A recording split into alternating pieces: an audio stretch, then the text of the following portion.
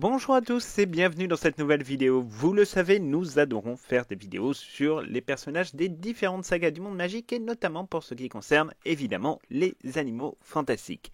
Depuis la sortie des Secrets de Dumbledore, nous avons déjà eu l'occasion de couvrir plusieurs personnages de ce troisième opus. Mais il y en a encore un, finalement, qui était passé un peu au travers de nos filets en la personne du ministre de la magie chinoise, Liu Tao.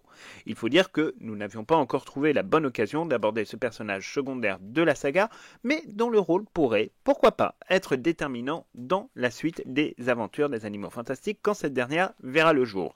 Rappelons-le, à ce stade, aucune information ne vient infirmer ce qui avait été annoncé précédemment, à savoir qu'une suite aurait lieu, mais pas tout de suite. Donc tout ce que vous voyez sur les réseaux sociaux, n'en tenez pas compte, aucune annonce n'a été faite, et non, la saga des animaux fantastiques n'est pas un bid financier, et non, la saga des animaux fantastiques n'a pas été annulée par la Warner Bros. Pour en revenir au ministre de la magie chinoise, en l'occurrence, l'occasion nous a été offerte de rouvrir un petit peu notre parcours des personnages de la saga quand nous avons appris que Dave Wang, l'interprète de Liu Tao, serait présent à la boutique Eau de Ballet de Marseille. À l'invitation de notre ami Ludovic de Ludo Collection, on a pu évidemment s'y rendre et donc l'occasion pour nous de gagner cette cité phocéenne que l'on connaît bien pour partir donc à la rencontre de cet acteur et de lui poser quelques questions en exclusivité. Vous pourrez découvrir cette interview au milieu de la vidéo et on verra ensemble ce que cet acteur très sympathique a à nous dire. Nous sommes franchement très heureux d'avoir eu l'occasion de l'interroger. Nous remercions évidemment énormément Ludovic et toute l'équipe des Deux Ballets de Marseille pour cette opportunité.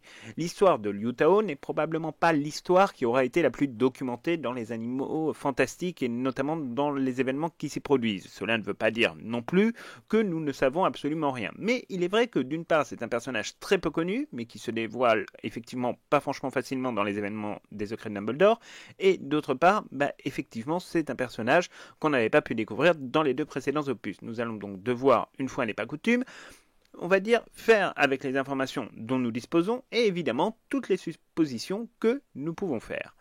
Durant toute la promotion des Secrets de Dumbledore, le personnage de Liu Tao a été mis en valeur par l'intermédiaire des affiches ou par l'intermédiaire des teasers et autres bandes annonces. Très rapidement, on en a conclu qu'il serait le candidat qui ferait face à Vicenza Santos dans la campagne électorale pour la tête de la Confédération internationale des mages et sorciers. Notre théorie de base était que Liu Tao était une sorte d'homme-lige qui avait vocation à incarner les idéaux de Gellert Grindelwald dans ce duel pour le contrôle de l'instance la plus puissante du monde magique. En réalité, ce n'était absolument pas ça, puisque ce qu'on n'avait pas véritablement vu venir, c'était le blanchiment complet et total de Gellert Grindelwald par le président sortant de la Confédération internationale, Anton Vogel. De facto, le duel que se livraient Santos et Liu Tao n'était plus un duel, mais devenait véritablement une bataille à trois où Gellert Grindelwald, lavé juridiquement de tout soupçon, faisait figure de favori et était prêt donc à toutes les compromissions, y compris, vous le savez, les plus scabreuses. Ce que l'on sait de Liu Tao, lorsqu'on le découvre dans les Secrets de Dumbledore, c'est que ce dernier se trouve être le ministre de la magie chinois en exercice. La question de la Chine, dans le Wizarding World de J.K. Rowling, n'a jamais véritablement été couverte ni documentée. On sait que des dragons proviennent de Chine, les bouts de feu chinois, et que globalement les populations magiques asiatiques sont spécialisées dans la pratique ancestrale de la magie, comprendre l'utilisation d'une magie ancienne dont on sait qu'elle contient évidemment de très nombreux mystères. La partie la plus développée de l'histoire magique de l'Asie réside principalement dans l'école japonaise Maotokoro dont nous vous parlions précédemment, ou dans ce village magique également du Bhoutan dans lequel nous déambulons à la fin des Secrets de Dumbledore. En somme, la Chine est quand même pour le coup une grande inconnue du monde magique. On ne sait pas s'ils ont une école particulière, on a du mal d'ailleurs à imaginer le contraire, ni la manière dont se déroule la vie en Chine pour les sorciers, surtout en plus dans un contexte politique à l'époque très complexe et prenant. On sait que magie et communisme ne font pas souvent bon ménage. Le fait est en tous les cas que la Chine dispose bel et bien d'un ministre de la magie et que Liu Tao se trouve être ministre depuis suffisamment de temps pour avoir une certaine légitimité lui permettant de se présenter à la tête de la Confédération internationale des mages et sorciers. On ne sait pas vraiment grand chose de l'enfance et du passé de Liu Tao, aucune documentation ne nous permet clairement d'établir son itinéraire de vie avant sa période politique. Il est donc très compliqué aussi de savoir exactement quel était le programme défendu par Liu Tao dans cette élection primordiale du monde des sorciers. Et en soi d'ailleurs, c'est même l'un des défauts du film, car si nous connaissons parfaitement les idées de Geralt Grindelwald et que nous pouvons supputer celles de Vincenzo Santos, vues comme étant, on va dire, plus proches des idées de Dumbledore, on ne connaît absolument aucune inclinaison personnelle de Liu Tao, mais généralement, franchement, là, c'est assez rare en fait qu'on ait si peu d'informations. Donc c'est difficile pour nous de vraiment tirer des plans sur la comète lorsque l'on ne sait pas grand-chose en fait sur le personnage. Alors on peut imaginer que Liu Tao, un peu à la manière géopolitique chinoise, se trouve être totalement non aligné sur des positions occidentales qui peuvent être celles de Vincenzo Santos ou évidemment de Gellert Grindelwald. La particularité du peuple chinois dans le monde des Moldus et de ses dirigeants est d'être rarement aligné avec les inclinaisons occidentales dans une espèce d'affrontement, une sorte d'affrontement, dirons-nous, toujours plus ou moins marqué entre l'Orient et l'Occident. L'Empire du Milieu, comme on l'appelle souvent, est évidemment un pays continent presque à lui tout seul, et se trouve donc être quelque part un peu au-dessus des autres nations, tout du moins dans leur vision des choses. Le fait est qu'en effet, on ne peut qu'imaginer que Liu Tao défend sa propre vision de ce que doit devenir le monde magique sous son putatif mandat. Le fait est, en tous les cas, que si Liu Tao n'est pas aligné sur les idées et valeurs défendues par Vincenzo Santos, il apparaît assez évident qu'il ne l'est pas plus sur ceux de Geralt Grindelwald. On ne peut pas dire non plus pour autant que c'est un opposant farouche dans la mesure, encore une fois, où son positionnement nous est totalement inconnu. Il est aussi tout à fait possible que Liu Tao imagine que le problème Grindelwald est un problème purement occidental. Là aussi, c'est un grand classique géopolitique chinois de considérer, il est vrai parfois à juste titre, que les problématiques de l'Occident et les leurs ne sont pas forcément les mêmes. Le fait est qu'après le coup d'état raté lors de la cérémonie de la marche du Qilin, Liu Tao va se dévoiler comme étant un véritable opposant à Grindelwald dans la mesure où on voit clairement qu'il attaque ce dernier avant qu'il ne réussisse à prendre la fuite. Il est fort probable que les terribles agissements de Gellert Grindelwald et la trahison dont il s'est rendu coupable auprès du monde magique aura poussé Liu Tao à convenir que ce n'était pas une manière de procéder. Tout du moins, nous pouvons en tout cas en faire l'hypothèse. La question de l'avenir de Liu Tao dans les prochains volets des Animaux Fantastiques demeure pour le coup une véritable question dans la mesure où on sait que si les résultats du box-office dans le contexte ont été plutôt satisfaisants contrairement à ce que veut bien dire une certaine presse, il apparaît aussi évident que l'Asie est devenue une cible de choix pour la Warner Bros. Qui a bien compris l'importance de séduire ce public déterminant désormais dans les résultats du box-office mondial. On sait que les secrets de Dumbledore ont cartonné au Japon et que les ventes de supports physiques et le piratage a explosé en Chine. Dès lors, tout semble destiné le futur de la saga à faire pourquoi pas, quelques incursions en Chine ou en Asie. Il est donc impossible, entre guillemets, d'imaginer que nous ne retrouvions pas Liu Tao à un moment ou à un autre dans les aventures d'Albus Dumbledore et de Gellert Grindelwald. On verra évidemment ce que ça donnera, mais nous on a un peu de mal à y croire, effectivement, que ce personnage ne sera plus présent dans les 2 prochains volets des Animaux Fantastiques quand ces derniers arriveront. Voilà, grosso modo, ce qu'on peut vous dire, et on sait que c'est bien mince sur ce personnage, mais pour le coup, nous allons quand même évidemment tenter de compléter tout ça avec l'interview exclusive de Liu Tao que nous vous proposons dès à présent. Encore une fois, on remercie Ludovic et les équipes de la boutique Eau de Ballet de Marseille de nous avoir accueillis, de nous avoir permis d'avoir cette interview exclusive donc d'un acteur en plus qui est connu non pas seulement pour les Animaux Fantastiques, mais qui a également joué dans un James Bond, ce qui n'est quand même pas rien, et notamment dans Skyfall, qui reste quand même l'un des meilleurs James Bond de Daniel Craig. Donc on est vraiment très heureux de pouvoir vous faire découvrir ce personnage. N'ayez pas de crainte, nous avons sous-titré et donc traduit pour vous l'interview, puisque l'interview s'est réalisée en langue originale, donc en anglais, et on va pouvoir évidemment vous montrer un petit peu tout ça en français pour que vous puissiez évidemment bien comprendre les réponses de Dave Wong, que l'on remercie également évidemment de nous avoir accordé cette interview. Donc pour nous, on vous laisse maintenant avec la vidéo, et donc on se retrouve bientôt pour de nouvelles aventures. Hello, Mr. Wang, and thank you for answering our questions during your visit in Marseille. We are very happy to be able to meet you at La Boutique Eau de Ballet de Marseille, grâce à Ludovic.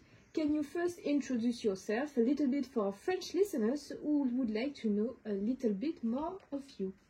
Well, my name is Dave Wong. I'm from the UK. I played the part of Ludop in the Fantastic Beasts movie, the third one, The Secrets of Dumbledore. You interpret in The Secrets of Dumbledore the role of Liu Tao, Chinese Minister of Magic, yes, and candidate for the head of International Confederation of Wizards.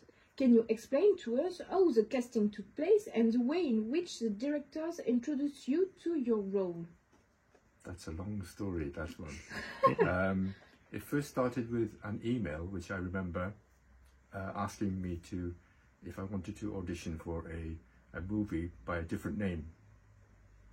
And it was a long time ago, and then they came back and told me that I was successful with that audition.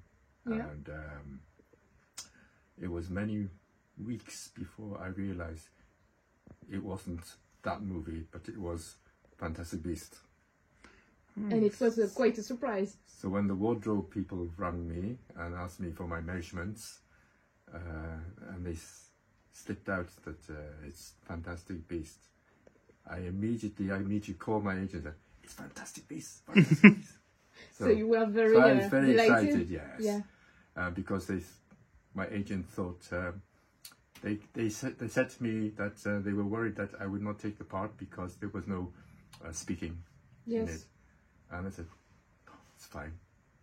You still wanted to do it, yeah. And it's a good thing I did. Yes, Take the we job. think so too. Yes. You are with Mads Mikkelsen and Maria Fernanda Candido, the third candidate, but perhaps the one we know the least. We know the ideas of Grindelwald, we imagine those of Vicencia Santos, but how did you imagine the positioning of your character in this electoral fight? I didn't know that it was such a big role. So hence, I thought all I would be doing was a background character.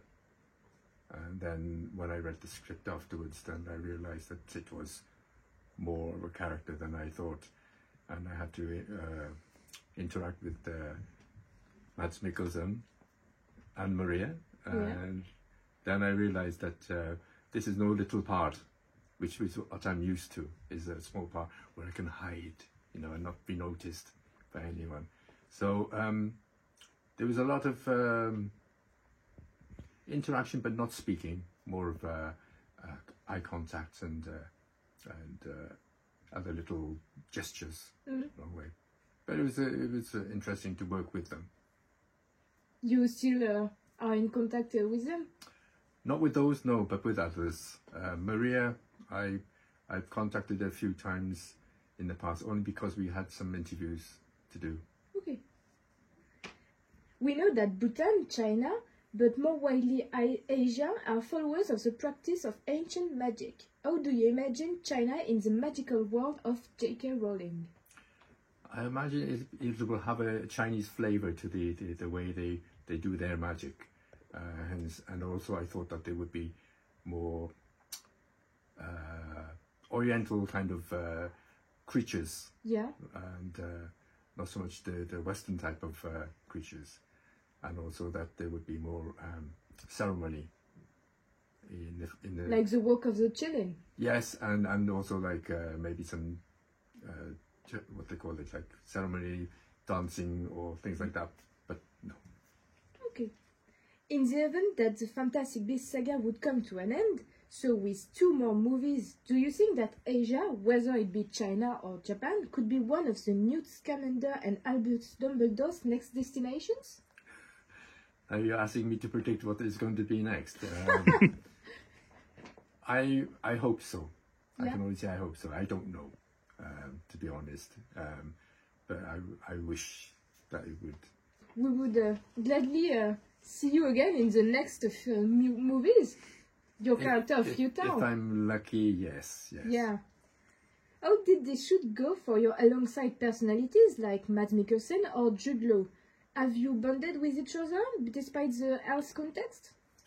Well, obviously, because they were such famous people, then it's difficult for me to converse with them. But gradually, I realized that they were just ordinary people, and we got on very well. What we would also like our listeners to discover beyond the interpreter of Yu Tao is also the man, yourself. What are your passions and your hobbies? My personal passions? Yeah. Yes! They want to know that? Yeah. Why not? Well, I started from a very humble beginning, wanting to be an actor at a very old age of 30-something. And so, I just persevered and became an actor. But I started out doing martial arts and wanting to do action movies, the martial arts movies. Oh. But that never really happened. So now I've gone into just straight acting, and yeah, I'm happy with doing that. Okay. And you have already played in several big productions, including a Wizarding World film, a James Bond. What could we wish for you for the future, professionally and personally? Obviously I want to do Fantastic Beasts again if there's another one coming. Yeah. But I like the sci-fi genre. Therefore, I'm hoping maybe I don't know, Dune or something like that. Maybe something science fiction would be nice. At the moment, it's looking like I will be doing a martial art movie, but no martial arts for me. Okay. Thank you for answering, and We wish you a happy stay in Marseille. Thank you very much. Thank you. you.